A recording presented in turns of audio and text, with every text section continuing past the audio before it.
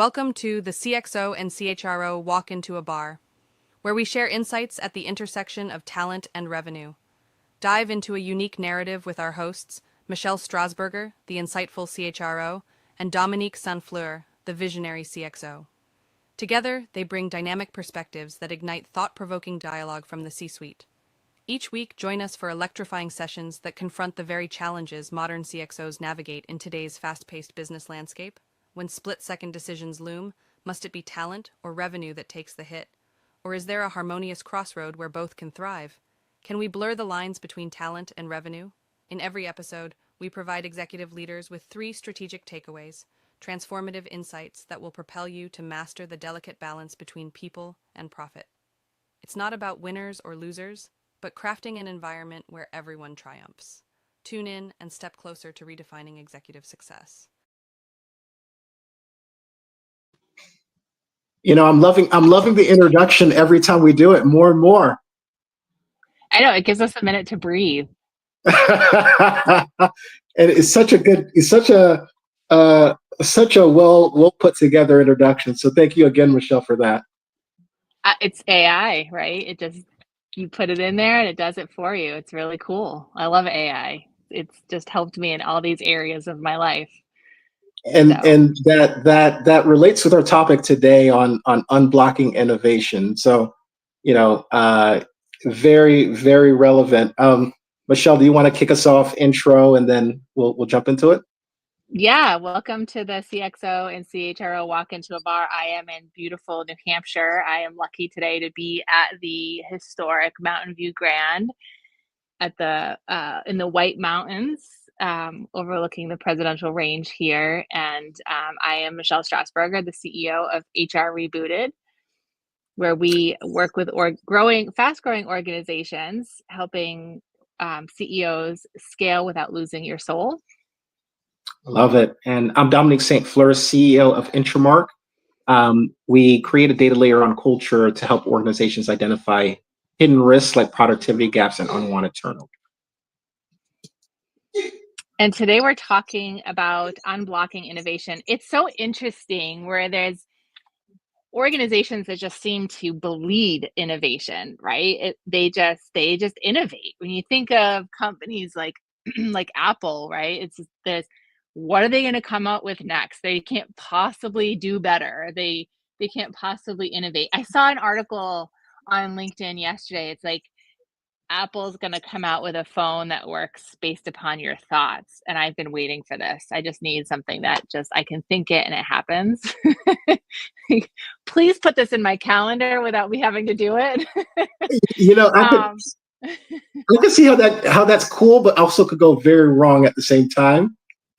Just having thoughts. Going on here. But that is pretty cool, though.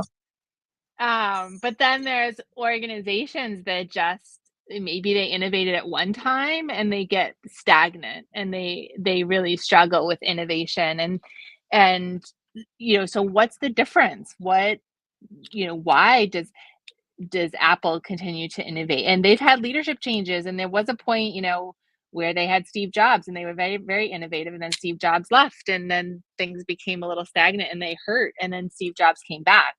But Steve Jobs has unfortunately passed away, and they continue to innovate. Are they carrying on his legacy? Is it leadership?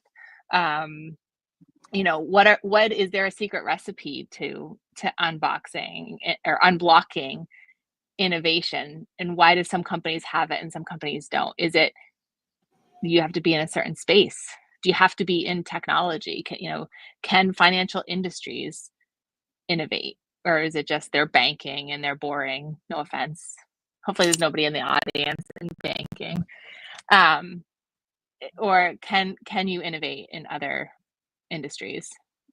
And one thing as we're having our discussion, one thing I learned in grad school was a little bit about the disruptive innovation theory by Clay Christensen. So really the theory is about,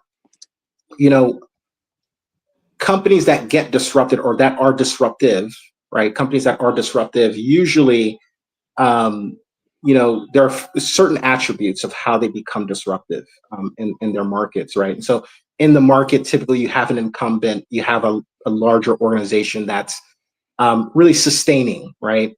They're making incremental improvements to their product and service, but they're kind of on this curve of sustaining. And then a new player comes out with a much more nimble business model, and among some other features, like, they really focus on a niche segment. Their product isn't typically better than the incumbent's product. It's usually, serving a much more niche market with a much more scrappy product, just more simple, more accessible, a less expensive solution, for the customer. And it's really focusing on addressing a very specific customer need, and then over time, they expand from that base. And so there's some lessons to be learned in history of just how do organizations create that disruption, through and what helping us understand that there are some elements of innovation that we can look at, in the marketplace. Just wanted to throw out the disruptive innovation as one of the frameworks that are out there to help guide us, in our conversation as well. Mm-hmm. I think that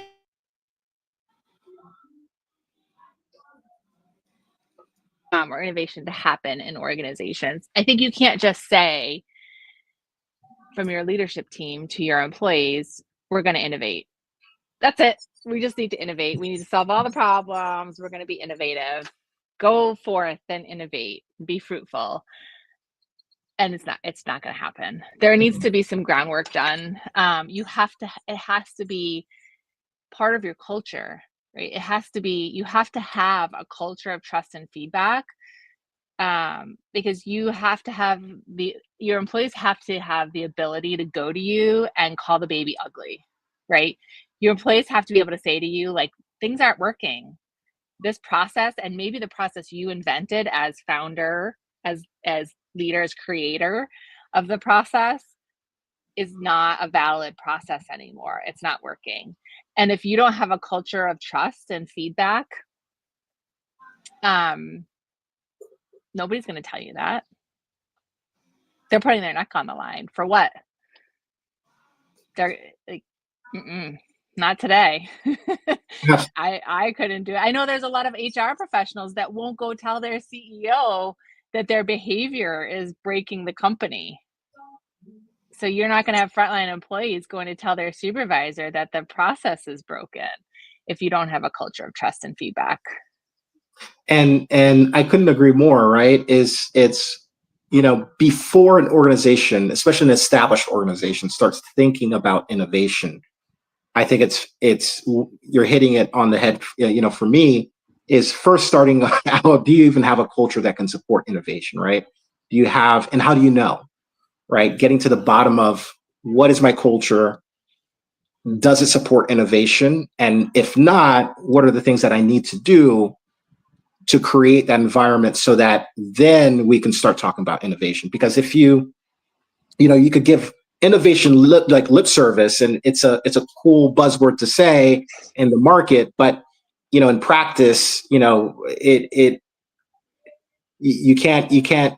going to drive a car without an engine. And so really understanding what type of engine do you have that, can it take you the distance? To your point, Michelle, I think it first starts with understanding your current culture. Do you have the infrastructure to support innovation, especially from a cultural perspective? And if not, doing what you need to do to fix that. And we'll jump into some of those elements like trust and feedback a little bit more deeply, which are some very key elements to support innovation. But once we dive into culture, what are some other areas that we would need to make sure is in place to really create an environment for innovation? Culture is one of them. In your mind, what are some other elements potentially? I think we'll need time and space, right? And I think, Google was touted for doing this years ago, where it was a big thing of like 20%. And I don't know if that's the magic number, right? 20% of your time should be given to innovation. I worked for a software development company, and what they did was, when they implemented Agile, we did 2-week sprints, but we gave us a break in between each sprint. So we did 2-week sprints, and then the third week was given to do whatever you want. It wasn't really like to goof off, but you could work on backlog projects, you could work on innovation, you could work on something that you felt like, I've been meaning to get to this, but haven't been able to, or like, I really think this could fix some things. It didn't have to be, earth shattering. And I think sometimes we think of innovation as groundbreaking or earth shattering or disruptive. It can be a small thing that just, is a fix that saves the people a bunch of time, or saves the company some money, or increases revenue. It doesn't have to be earth shattering or disruptive. And I think sometimes when we think about innovation, that's the seat people sit in. And I think that's why people shy away from it too. So I think we also need to think about, like, how do we define innovation for the team? Because I think people are like, oh, that's not a good enough idea. And we shy away from it because we think it's not disruptive as a human. So I'm not going to share that idea with my supervisor because it's probably not good enough. And even if it is it going to get support from the supervisor, right? So I think part of the understanding whether or not you have a culture that supports innovation for a good, I would say, good amount of established organizations. The answer is probably no, right? Largely for a lot of established organizations, because you have very established processes that you're going to market with, very defined competitive systems, environments that you're operating in, and really with that kind of process, you're making incremental improvements. Some may be innovative in some way, but really it's incremental improvements to truly get to what we call innovative, right? It's like you're pushing the boundaries, you're putting something out there the customer is not expecting, or is just really different and brings a new and very different value proposition in the market. Some organizations may not have the culture to support that. And I think what you mentioned with time and space, the space part, I think is especially important. What some organizations have done that are established, especially, is create new space, right? And so if you're thinking about spinning up an innovation unit, or pursuing new business development, putting that team in a separate office space, floor, environment from the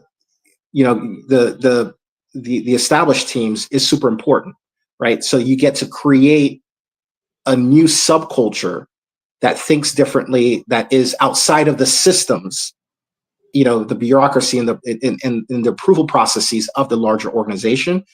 You're completely starting from scratch with new thinking, new operating model, and part of that includes not only new systems, but putting a team in a totally new environment as well to kind of create that culture from scratch. I think is very important. So it's having the time, but also having the space, I think is super important in addition to the.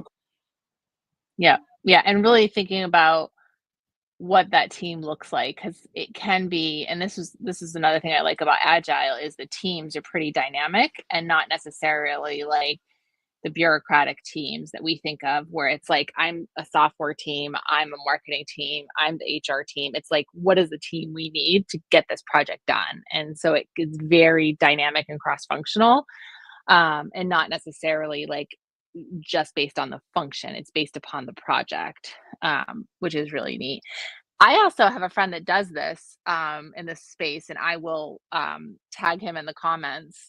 And what he does is actually remove leadership. So that might be another thing you need, which is pretty racy.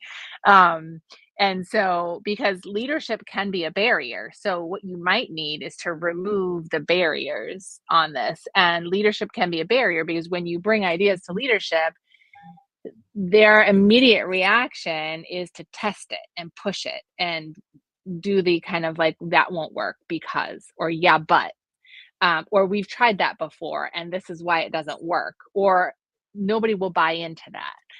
I was on a call the other day with a client, and we were talking about changing a policy. It wasn't even innovation, right? It was like changing a policy. This is a very archaic policy. The client's PTO policy doesn't increase for the employee for 10 years. You have to work at a company for 10 years before you get an extra week of PTO. Like, it's not even innovative. It's very archaic. And so we were like, let's do some research and figure out what's common and present it to the CEO of like, here's what's common and here's what we think we can present or we would recommend. Sorry, making a good point and a big truck comes by. We would recommend the organization move to be more competitive. So not even innovative, more competitive. And the team said, we should actually get approval to actually do the work first before we even do the work, because it's going to get shut down.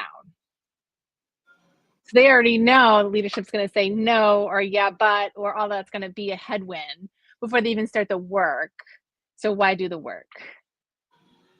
And I like how you said that's not even innovative, right? That's just being competitive. And that's culture. Yeah, and that's leadership often gets us in its own, because a lot of leaders aren't necessarily incentivized to explore, right? That's not the job. That's not that's not their function. A VP of whatever is not there to find new ways of doing things. They're more about functions are more about sustaining the existing processes and making incremental improvements on it. But it gets to the extreme there, where even with things that require an organization to just be more competitive can get headwinds, let alone to be innovative and different and new and bring new, different value to the market, however that may look like. Leadership is a very big blocker, and we'll touch a little bit later on antibodies, which is a term I got from one of my friends who's in the venture building space as well, within organizations. But leaders are one of the antibodies within an organization where great ideas get shut down, and the time and the space and the culture, where I would say having the time and space to create the culture that's required for innovation, that's when it's necessary. Again, that includes leadership that is removed from the processes of the broader organization and is also part of this new time and space to create that culture. So how do you take a whole team away from the general systems and the processes and environment, put them in a different environment, new systems, new processes, and new leadership in order to spur innovation? I think you hit it on the head with great ideas get shut down quite often, and organizations aren't incentivizing those roles to be that. And that's understandable. But for an organization that wants to create innovation, there does need to be some different thinking. And I'm not saying get rid of leadership, like in general. Like, leaders serve a purpose. I'm like seeing all the leaders like sending me hate mail. Like, leaders serve a purpose, and they serve a purpose on developing people, and that's where they should be. But on innovation, they are blockers in general. I think there are some great leaders out there, and we have seen that. I think we recognized Steve Jobs as one of those that actually bring up innovation. But I think in general, leaders tend to, and it's natural for us to be like, why are you focusing on that? We're supposed to be focusing on this, right? We need to get this out the door first, and then we can focus on that. Because we're focused on the things we get recognized for, right? We're incentivized to deliver a certain product, and we're not always incentivized to deliver innovation. And so it's normal for leaders to focus on the deliverables that we need to deliver, and that we are held accountable for. And Michelle, it's not only that leaders aren't within the traditional structure of an organization. It's not only that leaders are not incentivized; it's disincentivized. They're disincentivized to think about innovation, right? That's career risk. That's job risk, mm-hmm. Right? If you do something different and it doesn't pan out well, and you didn't have the permission to do it, do to that different thing, then you get a lot of questions that you don't want to be dealing with, right? So again, that's where that time, space, and leadership, to different leadership outside of the common structure, to create that space where they do have that permission to fail. They do have that permission to do things differently. Without that permission and that buy-in from multiple higher up leaders, then it is a risky proposition to be different within an organization. You kind of want to do things that are tried and true more so than not, because no one's going to really try and question you on those things, even if it goes wrong. But if you're that person that does something different or innovative, that spells risk. So again, permission for risk needs to happen, and that permission is only going to happen if there's a supporting culture, time, and space with it as well. But the incentive part is important. Let me ask you this question. So a lot of the clients that I work with are in the SMB market, and usually within that space, and they're fast growing, sometimes in startup mode, sometimes a little bit past that, but there's typically only one person doing a job instead of like a Fortune 500 where you've got multiple people doing that. So you've got some redundancies and you've got some cross training and things like that. The proposition of having an offshoot of people doing innovation means that I have to then hire additional people to do the job. So it sounds like it can be a very costly thing for me to invest in innovation. How do you sell that to a CEO to say, okay, we're going to carve out these people to focus on innovation, and there is going to be a cost to it, right? And we're going to give them the time and space and the leadership or direction or whatever to focus on innovation, but you still have to then run your business. Yeah, very good question. And if I'm understanding your question, how does a smaller organization how do you absorb that? Absorb and continuously think? I think it's a very hard problem, right? The way I would think about it is probably twofold. One, I think the organization itself should be, ideally is an innovative, organization. Think about the theory of disruption, disruptive innovation. If you fit that model, that's you as an organization itself, in the product that you're putting out as your core offering should be, hopefully is innovative in the market. To the extent that is not every business needs to be revolutionary. Perfectly great businesses go into established markets, but just carve out a smaller subsection, totally fine. Then the question then becomes, well, how do I invest in, continuously having a pulse on what's innovative and also testing new things? Again, at a smaller organizational level, you're not going to have enough. You typically don't have enough resources to just carve out a whole new division. But I think there are smaller steps you can take, as in giving employees and teams permissions to take certain risks. So it's about, in your culture, explicitly giving permission and time and space to carve out a portion of their time to go explore.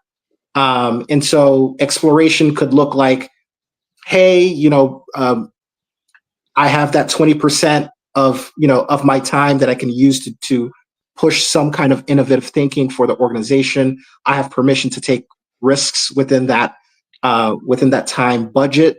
I also may have a little bit of dollars budget to take some risks.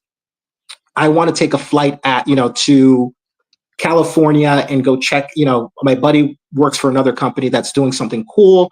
I want to go tour their plant. It may not be relevant on the surface, but I think I can learn something there to bring back some findings to our organization. So it could start with small steps like that. But I think why small steps like that are important is because you're peppering into your organization at an earlier level or earlier stage that innovation matters, and you're carving out intentionality to be innovative. Some organizations just don't do that at any level. So when they become big, now they're just starting from scratch on how do I carve out time and space versus an organization that's kind of been doing that along the way. So there are small ways where you can, 100% of my time is, here allocated, my 8 hours per day. I can take 20% of that to intentionally be innovative. And I have permission from leaders to do that and do, small tinkering experiments here and there that are low cost, minimal viable products.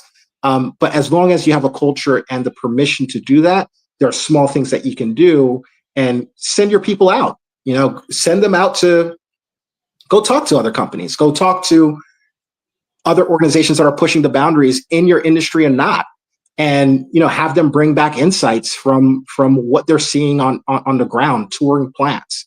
There are things that can be done to help push thinking forward for an organization, and with that behavior, you start to cultivate innovation within the fabric of your organization. And once you're larger, then you could have more resources to have a regular cadence of new business development and new venture development as well. So that's kind of how I think about things. I think that's great. I think you don't have to have this huge, I think that's another piece of, like, we always think of innovation as this big thing, right? It doesn't have to be. You can start small and you can continually iterate.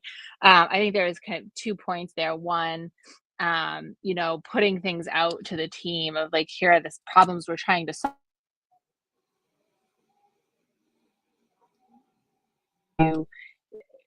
Go visit another plant or another organization that's doing it differently and get some ideas, and then bring it back to the team.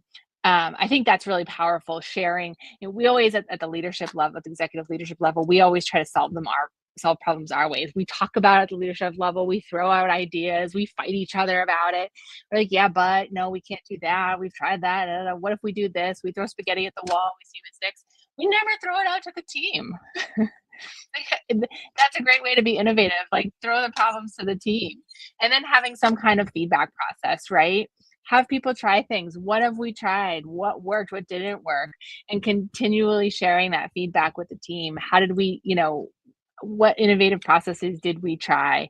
So, Sarah gave us this great idea. We tried this. We did this for the next step. We went to the budgeting process, blah, blah, blah. Here's where it landed, and here was the next step. Here's how we saw it through. I think that's really important as well. When I was at Access, we had a leadership program. We were growing pretty quickly, super fast pace. We grew, I think the goal was 5 times in 5 years, and we did it in 3 years. And we realized we weren't going to be able to fill leadership positions as quickly as we were growing. So we decided to grow our own leaders internally and created a global leadership program. And as part of that, it was kind of a 3-pronged approach.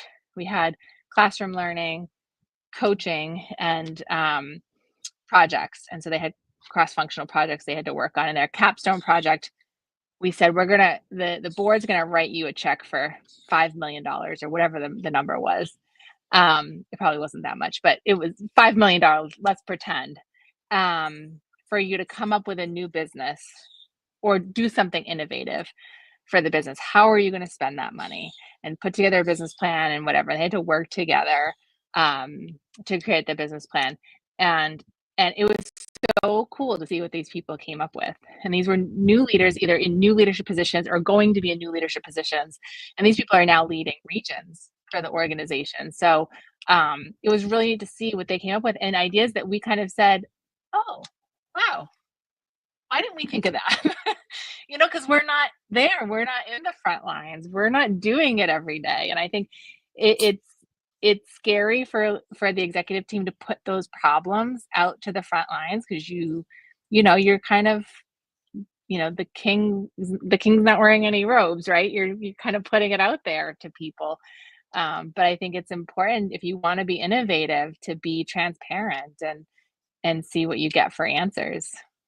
Michelle, you hit it on the head on a very interesting psychological problem, right? Is that leaders feel like they have to have all the answers, and that is their job. But it's your job to get the problem solved, not necessarily to be the one to solve it, right? And one of the paths to solving it is putting it to the front line and sharing the problems especially the strategic problems that you're facing, to the front line, because they're very close to the work.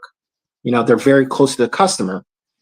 And I totally agree with put the problem out there for your organization to co-solve with you, right? As you're in the board meetings, or in that, in the leadership circles, talking about the problem, also have broader teams talking and listen, right? And great ideas come from the front lines. The problems to a lot of organizations, or sorry, the solutions to a lot of organizations' problems exist within the organization. They're just not, they're being safeguarded, right? The leader feels like they have to be the one to come up with the solution and get credit or whatever it may be, but that's stifling, the best ideas from coming forward. And, it's often people that are closest to the work that will have the best perspective. It's oftentimes the more simple perspective, right? Innovation does not need to be complicated. Oftentimes, again, if we go back to the disruptive innovation theory, innovation usually looks much more simple than existing solutions out there. And so often the simple, innovative solution exists with the front line, and it's talking to people, your front line, but also, talking to others in the market, right? There's also this fear sometimes, I think, to talk to other organizations and ask other organizations what they're doing. Not necessarily your competitor, but other organizations, especially if you're not direct competitors, or there are things that are happening in other industries that would be very valuable to know.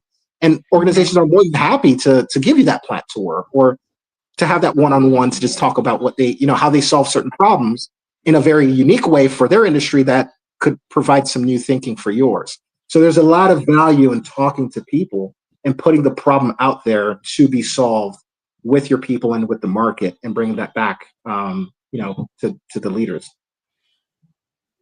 Yeah, I used to belong to Vistage. I don't know if you've heard of Vistage. I was on their key executive group. I had a CEO that was in their CEO group, and it was just that. It was a group we met every month, and we would kind of share updates, and then we would do co-coaching, and sometimes we had a presenter come in, and we would joke that we had Vistage fever at the end of the day, and you'd come back and you'd be able to present a problem. They would kind of co-coach you, and you'd leave there with, there were 12 people in the group, you'd leave there with a different perspective, because you got the perspective of 11 other people. And it was a trusted group because it was the same 12 people every month, for 7 years. And it was great because it wasn't the people that were in your organization. So you didn't have the blindfolders on. You could go in and have a very fresh perspective. They were different organizations. They weren't competitors. And you could walk away saying, okay, I have a fresh way to handle this. And that's very, very important. Mm-hmm. So I think some of the things that we touched on is how do we carve out time and space and leadership to create culture that supports innovation. Innovation does not need to look complicated. It does oftentimes look like a more simple solution, just thought about differently. Also, how do we think about antibodies that are in your organization, getting the team away from the antibodies, whether it be blockages in the systems or approval processes, or different leaders that may push back on innovative thinking and the innovative solutions. And also, very importantly, leveraging your employees, your front line, in addition to conversations with other organizations to help bring in fresh thinking, and carving out, for smaller organizations, carving out some time and permission to take risk and take that flight, or do a little bit of research, or commission a small scale project to bring some fresh perspective to existing problems. As long as that permission exists and people are able to take that risk, because there is a disincentive to innovate because it's different. As long as people have that permission, then you could see some pretty interesting ideas come within the organization, with all those things coming together and more. Mm-hmm. Yeah, this was great. It's good stuff. Very important topic. Go out, be fruitful, and innovate. There we go. Done. Awesome. Thank you. We'll see you all next week. We do have a feedback form if anybody's looking for more information or want to meet with us one-on-one. We will share that in the comments on the LinkedIn Live. We'll see you next week. Absolutely. Same You got time, it. same place. Michelle, thank you so much. Thank you, everyone. Thank you.